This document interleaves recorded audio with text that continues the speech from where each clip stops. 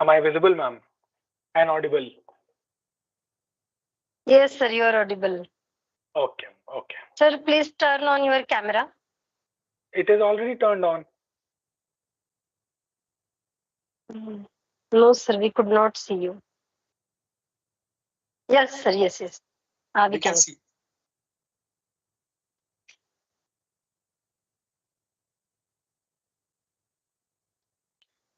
It is my pleasure to introduce our esteemed guest speaker for today's lecture on the topic that preparation of research design, a blueprint of data collection uh, and data analysis. We are honored to have with us Mr.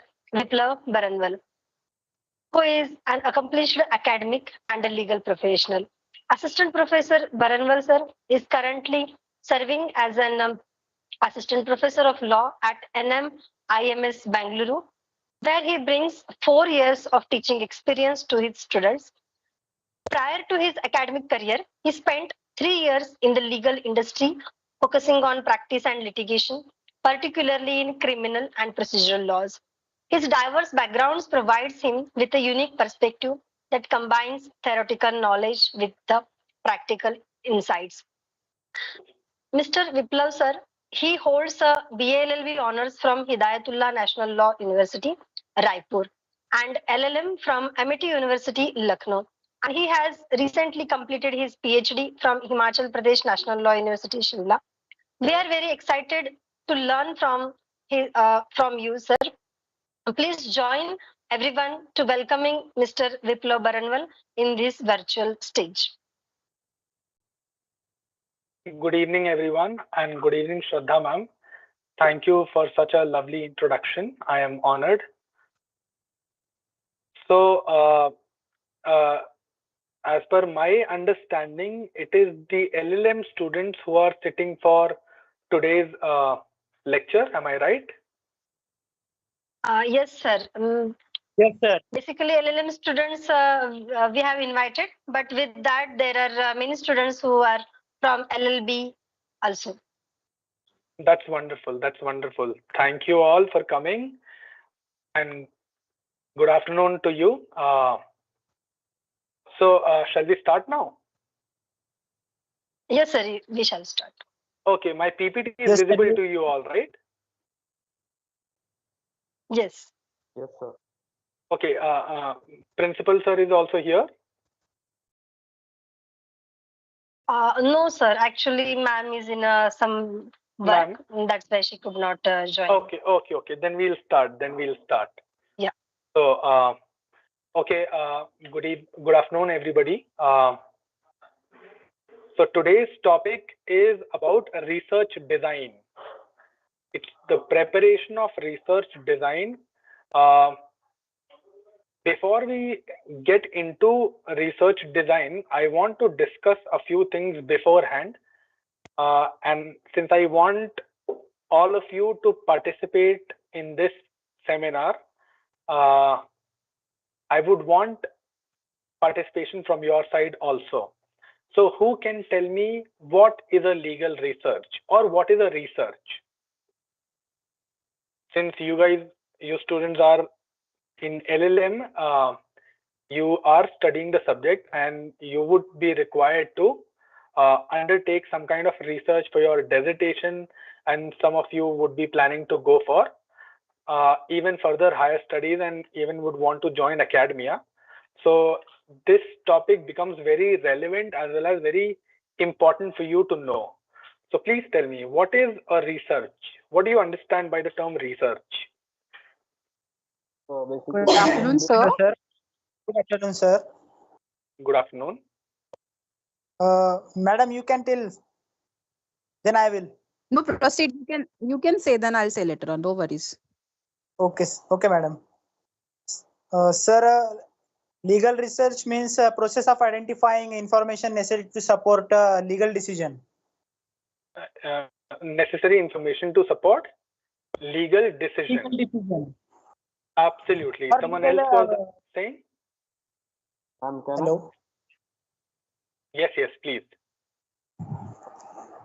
An in-depth searching of any topic, means in-depth search of certain topics. In-depth search of a certain topic. Very well. I was hearing So some other. Yes, Pooja. yeah, related to the law, we can say it is one of the very essential skill for the legal profession, you know, for Okay, so identifying it is a very essential skill for Yeah. identifying a problem and a finding solution out to it. legal decisions and relevant Okay, laws of authorities. Absolutely, absolutely. So legal research is nothing but a process of systematic finding of law. There can be a particular point and there can be a particular law which needs not only evolution but further development. So that's why, like how law is ever changing, we need research as an ever changing process also. So as most of you were right, legal research is nothing but a systematic inquiry into various aspects of law. Why do we do research? Why do we research? Why do we make a systematic inquiry into law, into various aspects of law?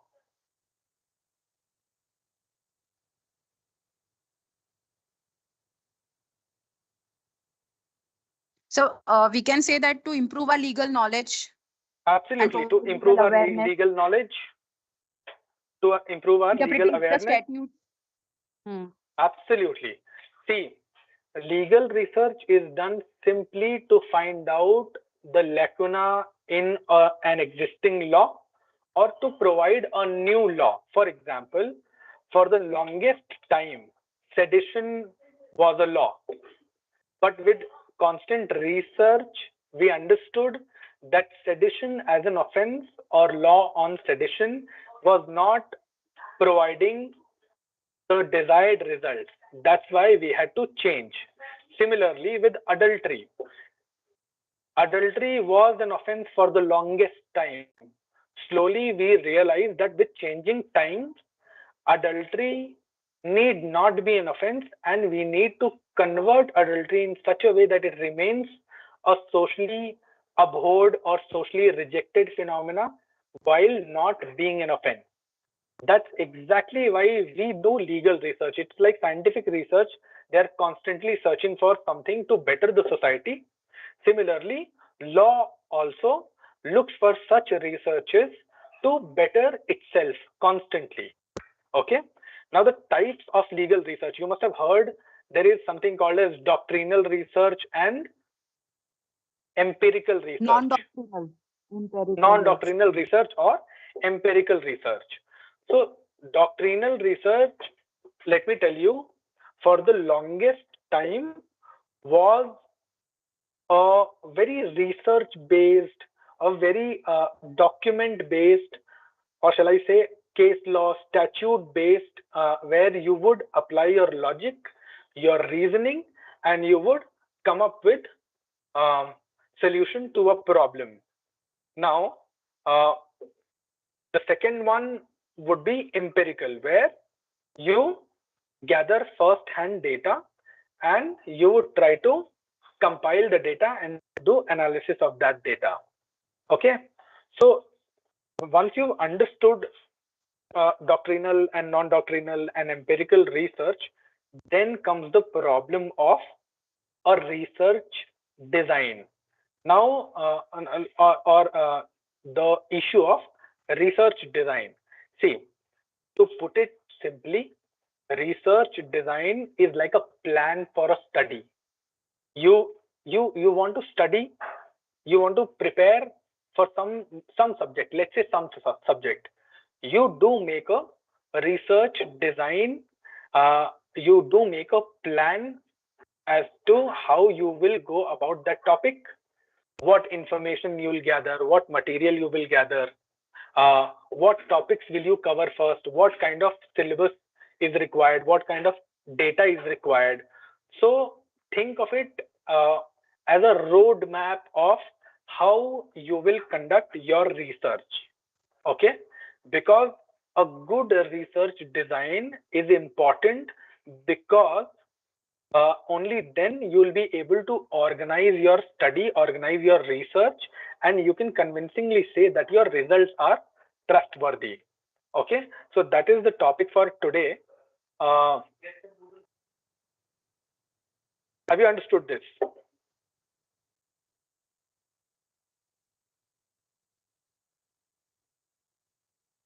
It is Yes, sir. understood, right? Getting you. Yes, sir. Okay. Yes, sir.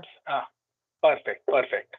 So we'll understand what kind of or why research design is important, and what are the contents of research design, and how it helps form a hypothesis, how it helps do other things like collection of data, collection of material, what tools you'll use. All that is covered under research design. I'll go to my next slide. I hope you can see the slide. Yes, sir. Okay, okay. So research design is, it says, a clear statement of a research problem. What it shows, that it tells you what your research problem is. Now, who can tell me what do you, or what your understanding of a research problem is? Why do you call it a problem, and what is a research problem? So basically, it is a thing which is to be investigated, which is to be found out. That's why it is a problem. Which is to be investigated. Absolutely. For example, let's take the example of rising road accidents, or rising of death due to road rage, whether accidental or homicidal. Have you understood this? There is a rise in cases of road rage, whether it is happening due to accidents, or whether in road rage people are not dying because of the accident itself, but because of the aftermath of that accident. Somebody, let's say one person crashes their Porsche car into somebody, and that person dies. That's an accidental case. But what if two cars collide, nobody has died, and suddenly they start fighting and one person shoots the other? Do you see there are differences, right? So you know that such accidents or such incidents are on a rise. Now you want to find out the reasons why they are on a rise, and what can you do to curb such incidents, or what laws can you introduce to curb such incidents. Since there is already a law now on road rage and road accidents, your next problem will be finding out the effect of that law. Means, since the introduction of that law, has there been any reduction in such cases, or has there been any reduction or increase in such cases, or there has been any speedy disposal of such cases in such laws? So what you are trying to do here is that you've understood that there's a problem in the society.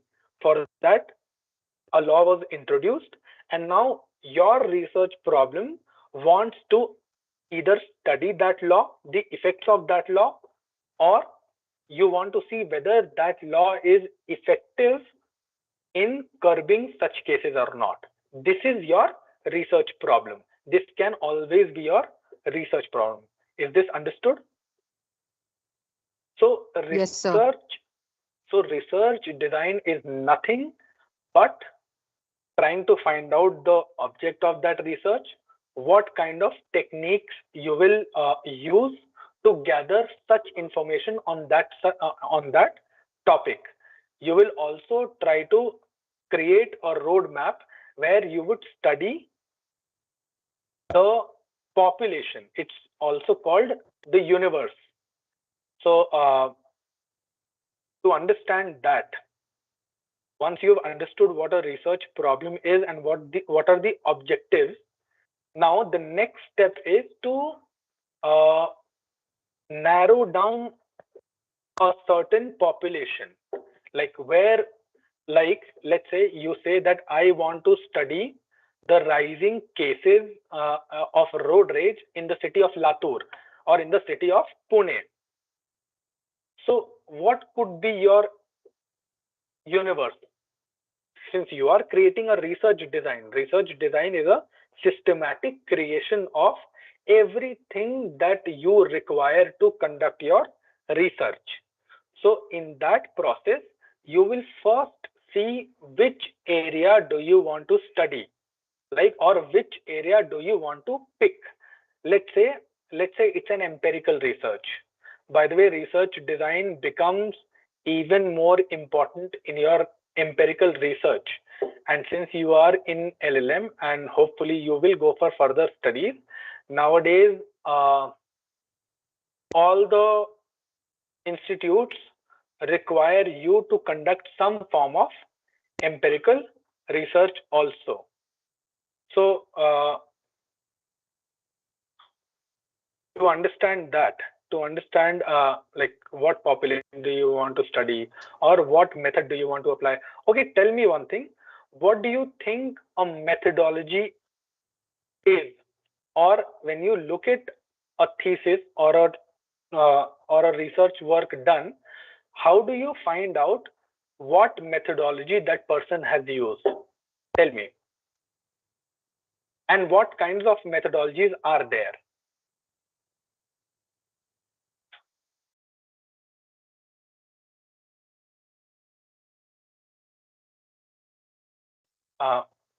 Students, I hope I am audible.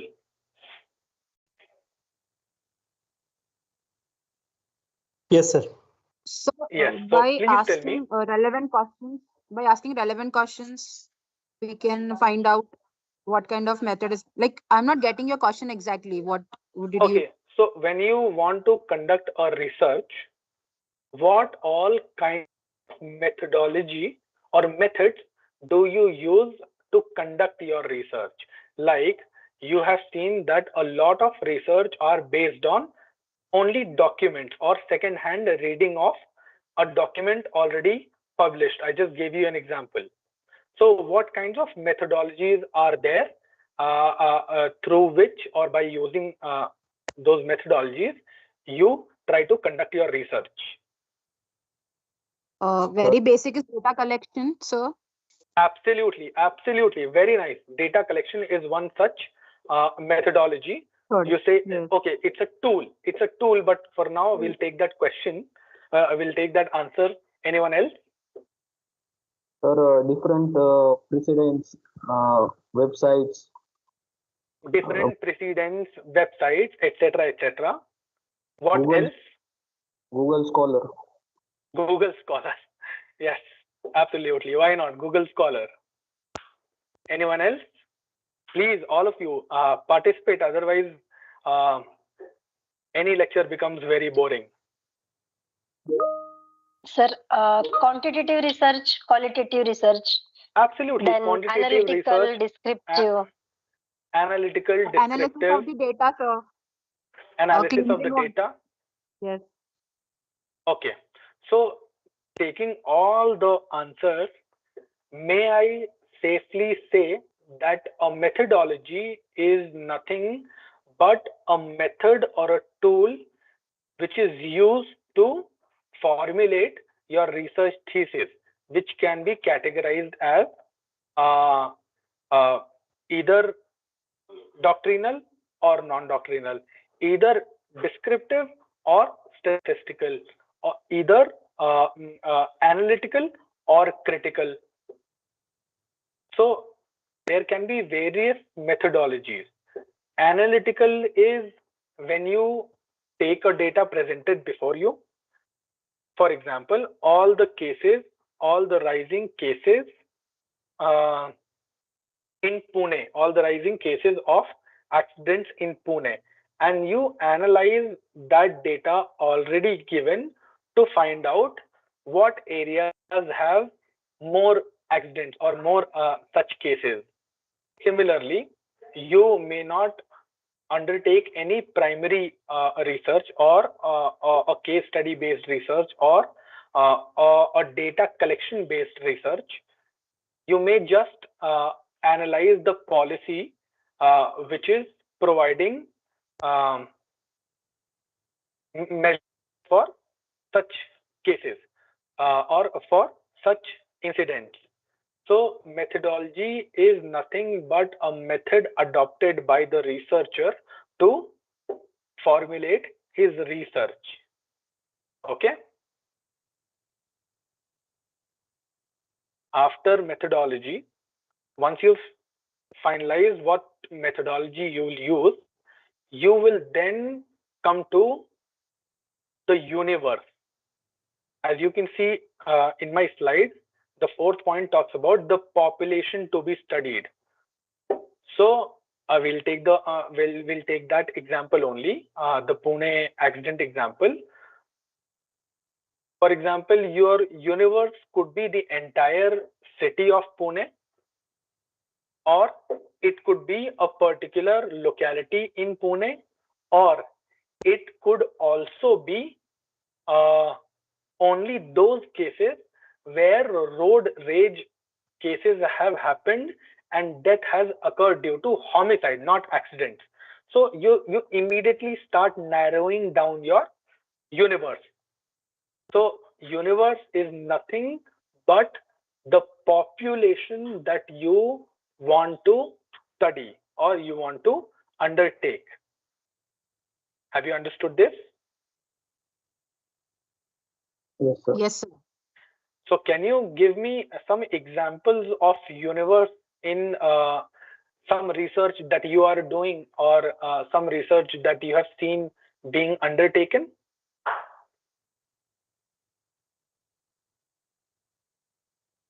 It's okay. There's no right or wrong. There are just answers. And I would appreciate if you answered some of my questions.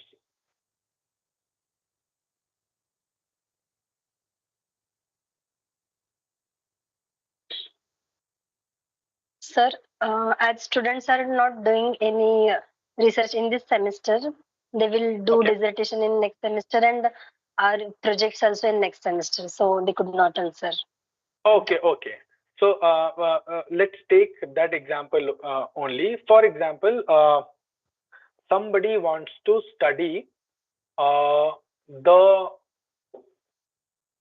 conditions of under trial prisoners in the city of Latur. So what could be your universe here? Your universe would be only those people who are under trials. Under trials are those people who against whom a case has been instituted and they are languishing in jail. So it is not covering all kinds of accused, but only those people who are currently under imprisonment. So universe can be your under trials in the city of Latur or under trials in the city of Pune. So this will be your population that you want to study. Another example could be, let's say you want to study or you want to research on the conditions of scheduled caste in the area of Vidarbha region or in the area of Latur, another example. Okay. Similarly, since Vidarbha is a very talked about region in Maharashtra, let's take the example of a lot of farmers committing suicide in the region of Vidarbha. So your universe can be restricted to the farmers of Vidarbha or such people who are employed in any form of agriculture. So this forms your universe or the population that you want to study. Is it understood? Yes, sir. Okay. Yes, sir. So once you have identified that universe that's under empirical data, empirical research, in your doctrinal research, your universe could be, for example, all the victims of all the victims of, let's say, bigamy. Bigamy is one offense, and all the victims of bigamy, or all the offenders of bigamy languishing in jail in the district of Latur. Understood? So a universe could be anything ranging from people to a social unit to a family to an individual. An individual can also be the subject of your research. The subject of your research that you want to study, the people who are going to be involved as a part of your study is your universe. Understood? Okay. Once you've understood this, see, now you have identified your universe. You have identified what problems are there, what lacuna is there either in the law or what lacuna is there in the implementation of law. भाई law तो बना दिया, लेकिन उसका implementation कितना हो रहा है ये भी तो देखना होगा.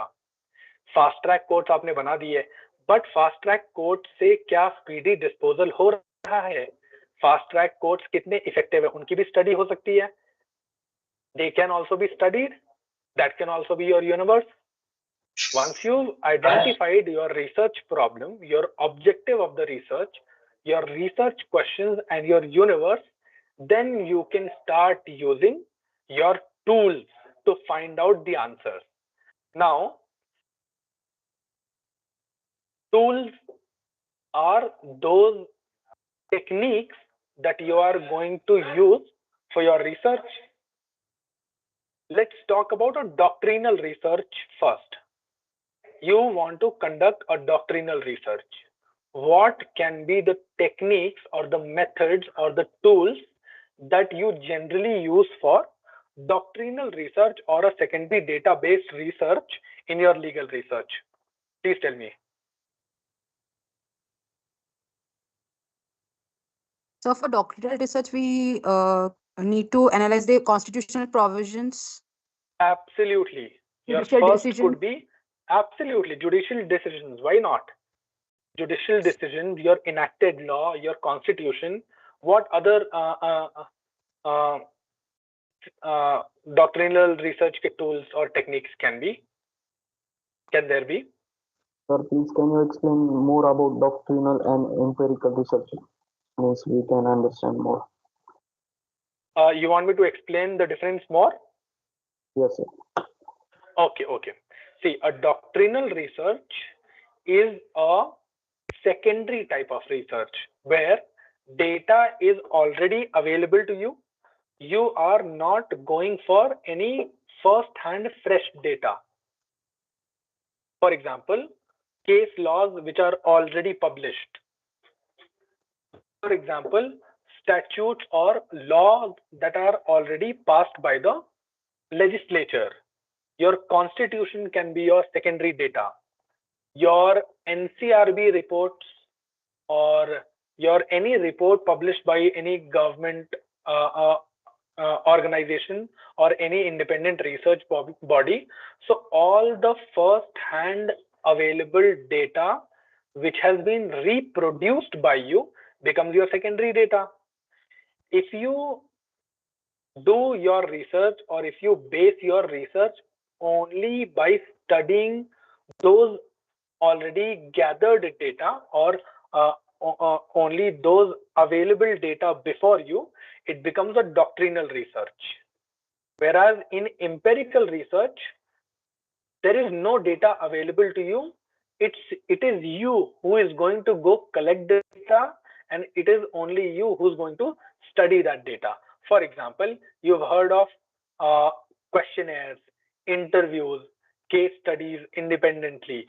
These are all your primary sources of data. If you go out in the field and collect data by yourself and then make a study, make an analysis, make a research on that, it becomes a non-doctrinal or empirical research.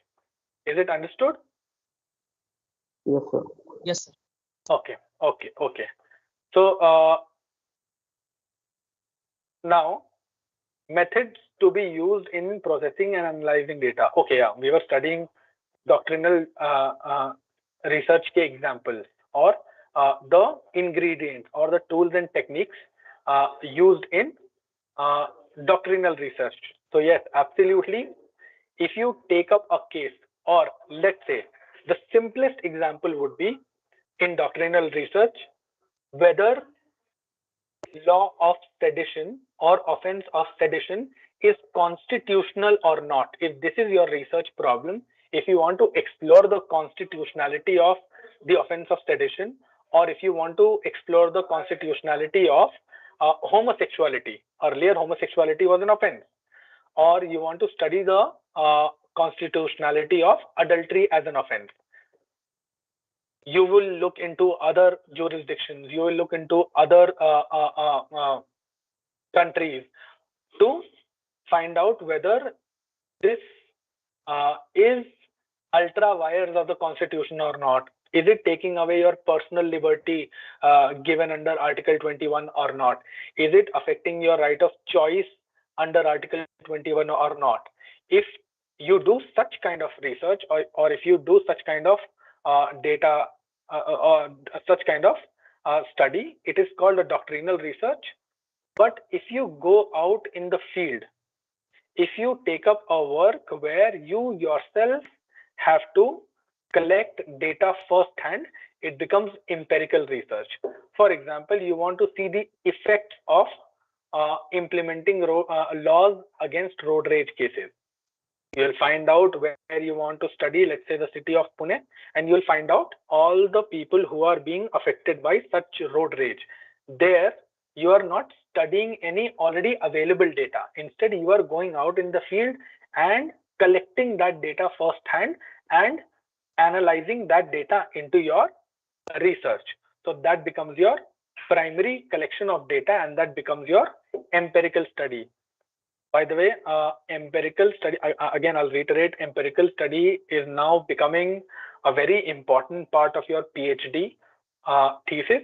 In dissertation, it's still not required, but for your PhD, if at all you want to go for PhD in future, and if you want to get into research and academia, empirical data or empirical research becomes very important. Okay. Okay, sir. Okay, so these are the tools and techniques. For secondary data, you're using case analysis, case laws, your already published articles, your already published statutes, your Constitution of India, etc., etc. And now for primary data collection, what techniques you will use? The top 3 or top 4 techniques that are used are: first, questionnaire method. Sometimes it's also called as interview method. Second is again the full-fledged interview method, and third is your case study. Can someone tell me how do you conduct empirical research based on questionnaires? Sir, by taking statements of people's. By taking statements of people, from people. What techniques do you use there? By questioning about the incident or any that topic particularly. Absolutely. You pick up a topic, you formulate your own questions firsthand. You make, let's say, you want to study the conditions of scheduled caste people who are scheduled caste or a section of citizens of scheduled caste living in a slum. You want to study their condition, the facilities available to them, etc., etc. So the first thing that you'll do is that you'll prepare a questionnaire, 7, 8, 9, 10, depending on you, and then you will give that piece of paper or pieces of paper, that questionnaire, to a wide range of people living in that area. It's usually nowadays sent by emails or post. It becomes very easy for them because they don't have to be, physically present in questionnaire method.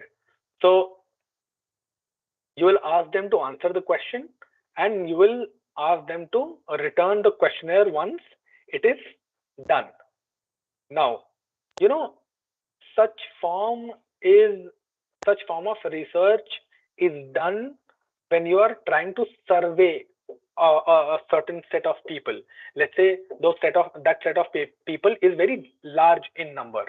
Of course, you cannot go talk to everybody like individually or conduct an interview, no? So instead of that, you form a standard question and you give it to them and you tell them to answer.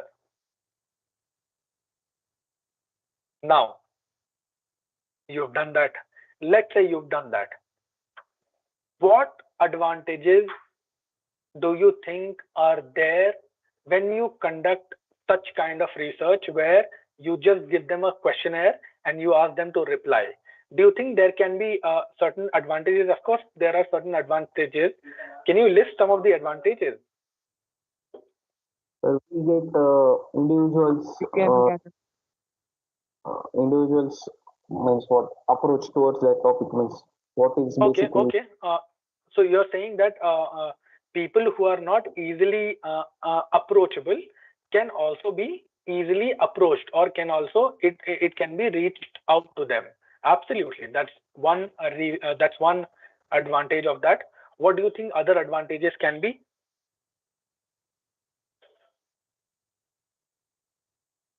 Do you think when different opinions, easy accessible? Absolutely, it is very easily accessible. It can be sent to everybody. Yes, and cost भी बहुत कम लगेगी. Cost भी absolutely बहुत कम लगेगी. Cost का कम लगना एक बहुत बड़ा रीजन है जिसकी वजह से लोग इस तरह का रिसर्च करते हैं. भाई क्वेश्चनर में आपको क्या करना है?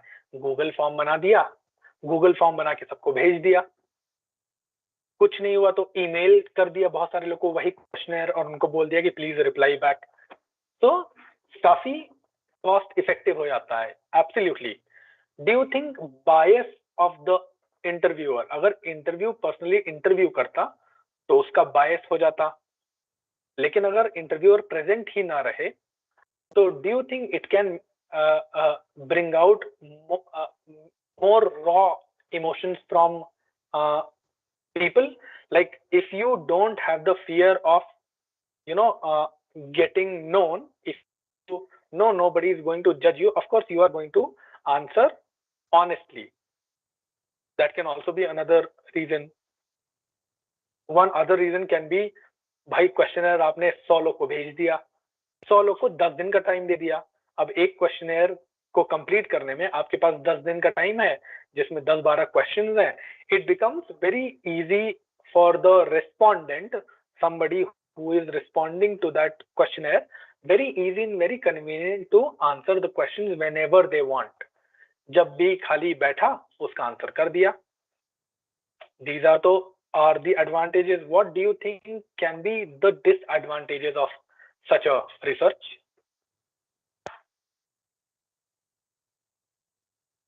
सर वो अगर हम जिनसे डाटा कलेक्ट कर रहे हैं अगर वो डिसऑनेस्टली आंसर दे या फिर आंसर ही ना दे तो फिर प्रॉब्लम.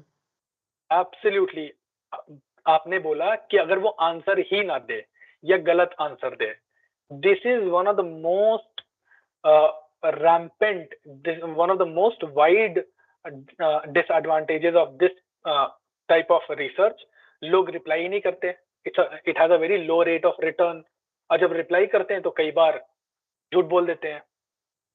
एक और लिमिटेशन डोंट यू थिंक हो सकता है, जिसको भाई क्वेश्चन पढ़ना ही नहीं आता होगा वो आंसर क्या करेगा? It means it can be only used when the respondents are, if not educated, at least literate enough to read. अब इंडिया में बहुत सारे सोसाइटीज में बहुत सारे सेक्शंस ऐसे हैं जिनके पास इस तरह का एजुकेशन ही नहीं है. How will they read the question?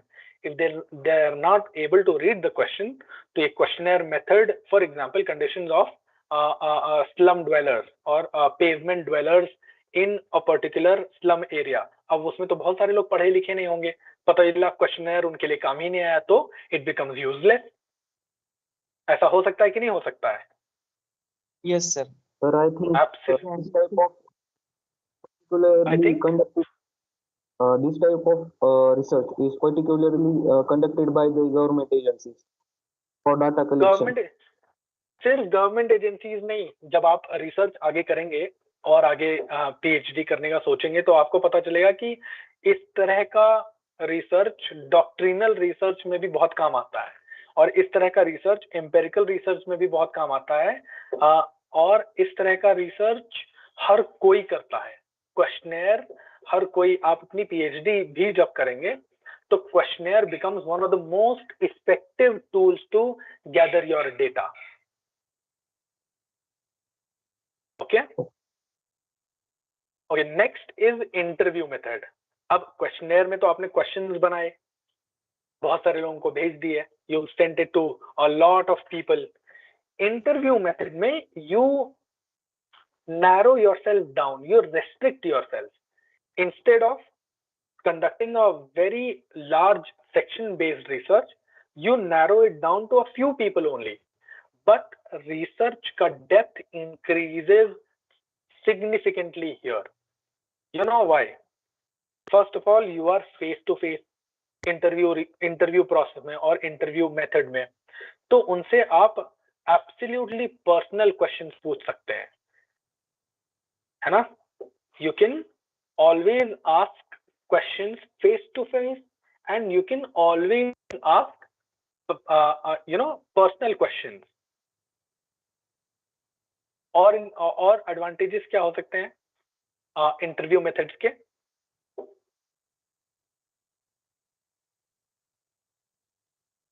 Data collection more properly collect कर सकते हैं. डेटा कलेक्शन मोर प्रॉपरली कलेक्टेड, वो तो आई थिंक क्वेश्चनेयर मेथड में भी हो सकता है, लेकिन क्वेश्चनेयर मेथड में एक प्रॉब्लम होती है. एक बार आपने क्वेश्चन भेज दिए, once you sent the question, the control over those questions is gone, the control over questionnaire is gone. Don't you think in interview method, if somebody is, let's say, uncomfortable with such questions given in the questionnaire, on the spot only you can either change your questions or change the method or the ways that you can ask questions, or probably you can mix and match, or probably you can थोड़ा edit the question and ताकि सामने वाला भी थोड़ा comfortable हो जाए answer करने के लिए. ऐसा हो सकता है? We get to know the conduct of that particular person, means how he is answering and that. Absolutely. The interviewer may catch the respondent off guard. Interviewer को लगा कि ऐसा कुछ क्वेश्चन पूछते हैं जो ये उसके ऑब्जर्वेशन को, लाइक उसके रिएक्शन को ऑब्जर्व करेंगे. So you can always catch the interviewer off guard, or you can the respondent off guard, and you can record his true expressions while taking the interview. Okay? And another thing, अब कोई educated हो, uneducated हो, उसे क्या फर्क पड़ता है? Interview method में you can mix and match your question in such a way that it may cater to all kinds of people. Okay? Similarly, yes, अगर मेरिट है तो डिमेरिट्स भी होंगे. भाई interview is an expensive process, very slow process, एक को आप interview कर रहे हो, है ना? And there are a lot of people who may not be accessible to you. बहुत सारे आज भी लोग हैं जो पर्दा नशी हैं, और या they are always under a veil. You are not allowed to interact with them. How will you interview them? There are certain people who are extremely powerful, like politicians and bureaucrats and businessmen in very high places. You'll not be able to approach them because they may reject your approach. ऐसा भी हो सकता है that you're trying to ask a question and it has offended the respondent. So आपके सबके अपने फायदे हैं. And finally, after interview method, we come to case study method. Case study method is nothing but picking up a unit of your choice. It can be a social unit like a society. It can be a single unit like a family. It can be a particular set of people. Jैसे we want to study the victims of only and only, let's say, adultery, or victims of only and only rape, or victims of only and only prostitution. So in case study, you you select those social units, or you pick those units and you try to study them, and you focus all your research towards those people only. Is it understood? Yes, sir. Now, when you're trying to study a particular unit, जैसे कोई एक particular unit उठा लिया, let's say a section of society, जिसको आप पढ़ना चाह रहे हैं और जिसको आप रिसर्च करना चाह रहे हैं, उसमें भी ऑफ कोर्स थोड़े एडवांटेजेस और डिसएडवांटेजेस होंगे. केस स्टडी में भी इंडिविजुअल केस स्टडी आप करने जा रहे हैं या उनकी ग्रुप केस स्टडी करने जा रहे हैं, तो ऑफ कोर्स उसमें भी ये एक मेथड है जो बहुत ज्यादा लोग यूज नहीं करते हैं. For example, somebody wants to study again people who are living in a slum, okay, but instead of taking the entire area, they can restrict themselves to a particular section of that slum. Let's say children living under that slum, or again that SC/ST example, SC/ST is living in that slum. You take only them, but instead of taking interviews, instead of taking questionnaires, you find out data about them from some other sources, and you try to study those sources without directly getting into touch with those people.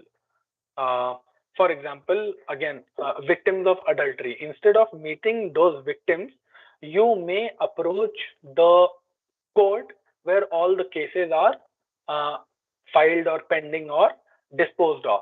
Instead of studying those victims directly, you may pick up their case files, or you may pick up their cases pending or disposed of in the court, and you can make that study. Okay? Yes, sir. Okay. So again, उसका भी वही, जैसे सबके advantages disadvantages होते हैं, इसके भी हो सकते हैं. ऐसा हो सकता हो कि वो केस स्टडी इनकम्प्लीट रह जाए, तो उसमें मिक्स मेथड्स यूज करने पड़ जाएं. You may have to conduct interviews, questionnaires. You may have to find out all the documents on them in the court. You may find out, or you may have to find out all the study reports of those people done by some other agencies. So it can also become a very tedious process, but the data that you gather generally is very fresh and free from biases which an interviewer may have. Okay?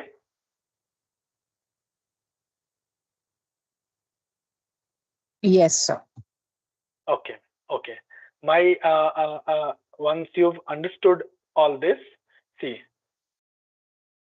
Okay. The final the last points are sampling. You know what is sampling? Sampling is the kind of people or the kinds of unit that you want to study, the kind of people or social group or structure or geographical area, people who you want to study. आपने एक बार में सारे के सारे लोगों को देख लिया, सारा का सारा उस डेमोग्राफी को समझ लिया. Now you start applying your techniques to filter out people from that large sample for your purposes. for example, when you see the first type of sampling, which is called as purposive sampling, see, in this type of sampling, the researcher ka choice becomes very important. The researcher gets to decide वो किसके ऊपर research करना चाहता है, किस type के लोगों के ऊपर रिसर्च करना चाहता है, किस एज ग्रुप के ऊपर रिसर्च करना चाहता है, किस जेंडर के ऊपर रिसर्च करना चाहता है. Everything becomes available to him at his disposal, and he decides what to do with that. For example, let's say gang related activities in the city of Mumbai is increasing. This is a problem. Let's say problem ek present hui. Now he will decide what area to take, what kind of people he wants to study. He will not study all the people affected by such gang related activities. Let's say he chooses only juvenile, जो 18 साल के कम के बच्चे हैं. वो अपने purpose के लिए उसने, जैसे गैंग रिलेटेड एक्टिविटीज में बहुत सारे लोग इन्वॉल्व होते हैं, men, women, children, elderlies, everybody is involve, but his purpose is to find out only the minors who are being affected by such gang related activities. It is called purposive sampling. उसने अपने purpose के लिए simple से किसी को उठाया, miners के cases को उठाया और उसको पढ़ लिया. It's called purposive sampling. Second type of sampling would be random sampling. उसमें again the same question, gang related activities in Mumbai on a rise. उसने ये नहीं देखा किस एज ग्रुप का है, उसने ये नहीं देखा कौन से जेंडर का है, कौन सा ओरिएंटेशन का है. उसने रैंडमली डेटा को उठा लिया. लेट्स से 100 केसेस उठा लिया. उन 100 केसेस में विमेन भी हो सकती हैं, चिल्ड्रन भी हो सकते हैं, मेन भी हो सकते हैं, माइनर्स भी हो सकते हैं, एल्डरलीज भी हो सकते हैं. So this kind of research is called a sampling, और this kind of sampling is called random sampling. Okay, next is cluster sampling. Now see, जैसे अब वही देख लो, gang related activities, again will take that example. अब लातूर को ही आप, या जो जिस भी सिटी से आप रहे हैं, let's say we will take the city of Delhi. आप दिल्ली को ही बहुत सारे क्लस्टर्स में डिवाइड कर दीजिए. 5 to 10 to 15 clusters they are already there, and you've divided South Delhi, North Delhi, West Delhi, East Delhi, Central Delhi. Divide them into clusters. Then you pick up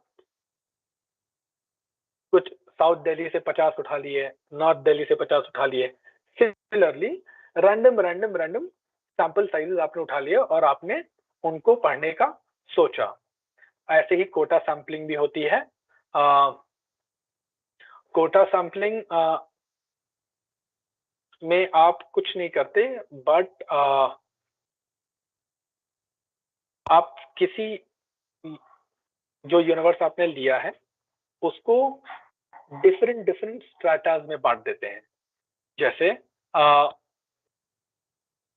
example हो सकते हैं, Kota sampling में आपने इस जगह से मैं इतने ही लूंगा, आपने उस एरिया में एक कोटा निर्धारित कर दिया, एक कोटा सिलेक्ट कर लिया, that only this much I will take from this place, or this kind of data I will take from this place.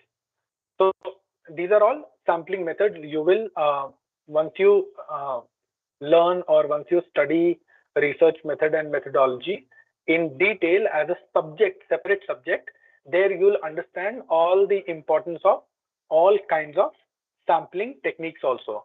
Okay, now comes the final step. आपने पूरा डेटा इकट्ठा कर लिया. You've collected all kinds of data, primary, secondary, questionnaire method से collected data, interview method से collected data. What do you do with that data? It's a raw data, right? Data बहुत सारा आपके पास आ गया, material बहुत सारा आपके पास आ गया. What is that final step that you have to take to complete your research? This is the last question that I'm going to put. Sir, compilation of that data and arranging. Absolutely. Compilation of that data. The conclusion. compilation of that data. आपने वो data लिया, that data is in a raw form. Then you will apply, there are various methods. There is something called as computerized data analysis, law coding, or jury matrix. There are various methods by which you compile that data and you start analyzing the data. For example, let's say the same example, gang related activities, the same problem, gang related activities in Mumbai. When you have compiled your data together, and let's say you find out that gang related activities are affecting children the most, the minor or the people who are below 18 the most. Once you have stratified your data, put them in tabular form, or when you have researched and analyzed on the aspects of who are being affected the most by such gang related activities, then you can analyze that data, and then you can, based on that analysis, you may conclude that gang related activities are affecting children the most. You remember, you created a hypothesis. You create a hypothesis. Hypothesis is nothing but assumption that you are taking. Your assumption here could be that gang related activities are on a rise in the city of Mumbai and are affecting children the most. This is your hypothesis. Now you will check this data, the data that is collected, stratified, analyzed, and then you'll analyze it against your hypothesis.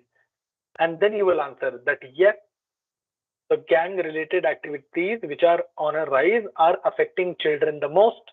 If your hypothesis was gang related activities which are on a rise are affecting not the children but women the most, then you can answer in negative, like no, the gang related activities are not affecting women the most, it is affecting children the most. So analysis of your data, and based on that analysis, the researcher will draw their conclusion and conclude the research. This is the entire structure of a research design. What will you do? How will you do it? Why will you do it? And what was the technique? How will you do it? And what was the final outcome of that research? So all these steps are called research design. And with that, I conclude my lecture, and I'm very happy that some of you participated very enthusiastically. Otherwise, evenings, not a lot of people are willing to participate, and not a lot of people are willing to learn. So thank you for that. Do you have any more questions for me?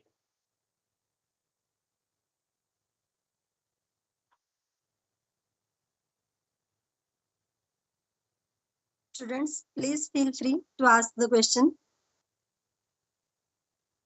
Anything that you want to probably undertake in the future, or you are already currently doing, or any interest that you want to research in, or any area that you want to research in, or anything that you want to understand again, sir, I'd be happy to. Choosing means how we can choose a topic for any research. How to choose a topic. Okay. So the first thing that you have to understand is that research is a continuous rediscovery of a fact. तो अगर constant rediscovery हो रही है तो हमेशा नए facts are emerging. If the new facts are emerging, then they become relevant. So it means that you have to pick up a topic which is current, which is relevant, and which is important in the current scenario. Now, if I say that sati system is very bad for India, you want to research on sati system, do you think that system is relevant in today's world? Absolutely no, sir. It is not. Absolutely not. So you have to pick a topic which is current, which is relevant, and which is going to give you a lot of insight into how the society is functioning today. For example, one perfect example in today's world could be the challenges faced due to advancement of AI. That could be artificial intelligence is a very burning topic. IP rights infringements can be a very burning topic. The new Section 69 of Bharatiya Nyaya Samhita, that in itself is a very contentious topic which can be researched on.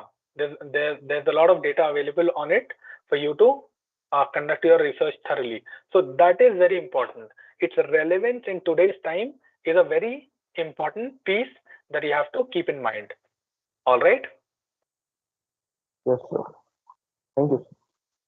Okay. Anyone else?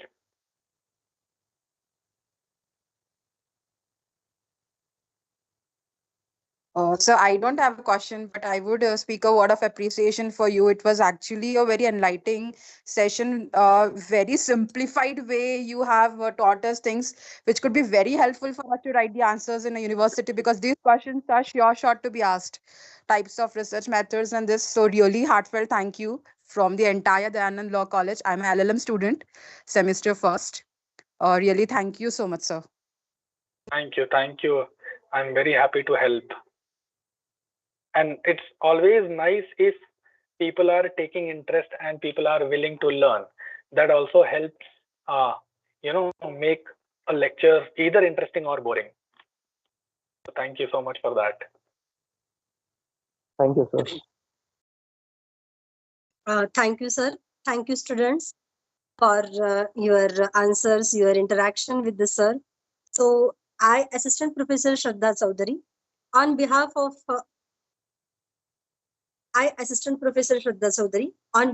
Dayanand Education Society's Dayanand College of Law, Latur, I want to sincerely thank you for delivering such an engaging and insightful lecture on research methodology.